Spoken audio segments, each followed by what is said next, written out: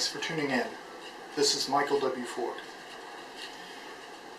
This YouTube channel, considering Luciferianism as a methodology and a practice in the art of magic, one thing that I haven't presented clearly is the ideology behind it. There is an ideology which stands alone, independently, and prior to Luciferian magic. How does that work? Ideology is the core component which allows the mind to truly initiate itself in the practice of Luciferianism. It's more than specific rituals, circle castings, spell, sorcery, dream magic. It's more than any of that. First and foremost, it is an ideology towards self-excellence. Much like Satanism, Luciferianism believes in this world here and now, and that you are accountable for your actions, words, all of these things. Not only in your immediate present, but in your future as well. The carnal human being, as I'll call it, man, has basic desires that have to be met. If not, they tend to be very unhappy people. Humans also have an instinctual quality to be a part of a tribe. And many are conditioned via TV media to fit in. You should get this because it will make you look like this. You should do this because everyone is doing that. Luciferianism understands that the tribal and social contracts are important.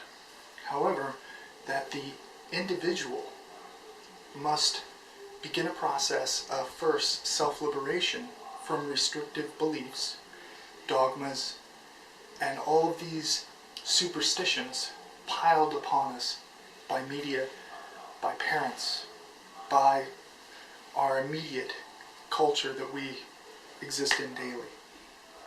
There's also inherent beliefs that are pressed upon us as children from before our earliest memory throughout our lives, that as you begin as a Satanist or Luciferian, you're going to think to some extent that this is still with me. There are certain things I do and believe in the back of my mind that cause doubt. Well, one of the ways that I overcame the doubt of, is there something more religious and whatever from when I was a kid, is to study and explore the origins of that which I was so drawn to, which I had an instinctive passion for, and that is the concept of the adversary in many different religions, in many different cultures, but all exhibiting similar traits and representations. So let's understand from a Luciferian or satanic perspective the image of the adversary. The satanic image of the pentagram with the goat, the Baphomet head, is today, in modern times, a threatening symbol of forbidden rituals and things inherently that Christians used to do and that they just pressed upon modern Luciferians or Satanists. The image of the devil from a Milton perspective is Lucifer the light bringer, the fallen angel who questions authority, who wants independence, individualism, and holds high in esteem the traits of the one who overcomes his obstacles, the one who manifests his desired future. That is the image of Lucifer as the one who illuminates, who brings the torch, the fire of consciousness. That is why it is called Luciferianism. But also going back to prior to Bronze Age, Iron Age, Ancient Near East, associated with the planet Venus, morning and evening star, are a whole line of local temple cults set up to different gods and goddesses, all associated with what we now perceive as Lucifer, the light bringer, the adversary. Lucifer is very much a symbolic representation of our inner passion. As a Satanist, the first step is self-liberation from moralistic dogma and beliefs that have no purpose today. The Luciferian realizes that Christianity, as it is, and as it was, is nothing more than a control technique, a control operation, which developed from the late Roman Empire at a time when 98% were below poverty level and had nothing to look forward to. Luciferianism acknowledges that today we all have possibilities to varying degrees of our own potential in achieving goals and what we may be driven towards in life. We also have science in our corner because the core foundation beliefs of evolution are Luciferian. They're symbolized in myth and legend and spiritual clothing, if you will, in approach to practice. But magic is the key component in how we get there. This is one part of the ideology. The next part is applying it.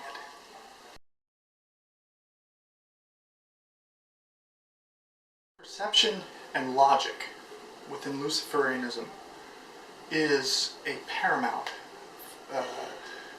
concept in the foundation of our ideology. Every new initiate or one interested in Luciferianism, I always strongly recommend that you approach the structure of the books in terms of ideology as within the realm of reason, logic, and symbolism accordingly. Symbolism in terms of gods, demons, deific mask, representations of a type of energy in nature or occurrence, natural phenomena, and symbolic to an aspect or occurrence within ourselves. If you do that, you won't fall into the blind faith category and delude yourself to what you're trying to accomplish. I strongly confirm that the gods and demons of the pantheons that are worked with within Luciferianism are tools and masks. Masks of types of subconscious or conscious knowledge, discipline, power. But ultimately, it begins and ends within us and what we put forth. If I were to tell you that gods are real, existing in another realm, I can't prove that to you. You can't experience that. You can't understand that could be so. My early grimoires, because they were reflections of my workings, personal workings, I presented them just as there were other people that were into this like me. In recent years, because of the explosion of Luciferianism, it's the responsible thing to not fall into the theistic category and tell everyone you have to believe in demons and so forth. Approach them as symbols, and however it develops within you, within your life and initiation, take that. One thing Luciferians should never do is try to tell someone that Lucifer exists, or spirit exists, that gods exist. Especially if you perform magic personally and your own imagination and your truth within the circle, as we call it, your ritual, spiritual universe, if you will, is subjective. Now you can have results based on that, but that could be explained by reason and logic. You always want to use reason and logic in presenting things, because if you get abstract, you're no different than a Christian who says God works in mysterious ways, and I don't question the Word of God because it says it's the Word of God. You have to question everything. So within the grimoires, Dragon of the Two Flames, even Bible of the Adversary, approach it symbolically and what it represents. And when you get into the ideology of applying it, thought, word, action, focus, and then result, that will give you all you need for confirmation in the ideology of Luciferianism. If you want the spirituality, that's a subjective term on your experience and your personal life, then it would lead there. If you're naturally skeptical to the point of you won't accept any spirituality or symbolism within yourself because that's how you're wired, you're a very black and white person, then that's fine too. The one thing I'll tell you in Luciferianism is that we do not consider demons and ceremonial ritual magic to produce literal demons, etc. In our spiritual practice of magic, that's a different story. When you enter the circle and you're practicing, it may help you to fully experience that, and the feelings and the things that happen may support that mythology. So perception is everything in our ideology. Questioning, but also allowing the possibility for another avenue. When I researched Dragon of the Two Flames, it took me all the way back to the cult of Yahweh, and beyond that, that really confirmed what I was doing in life and the great work. Because it's reason and logic that shows Yahweh has no valid foothold in the world.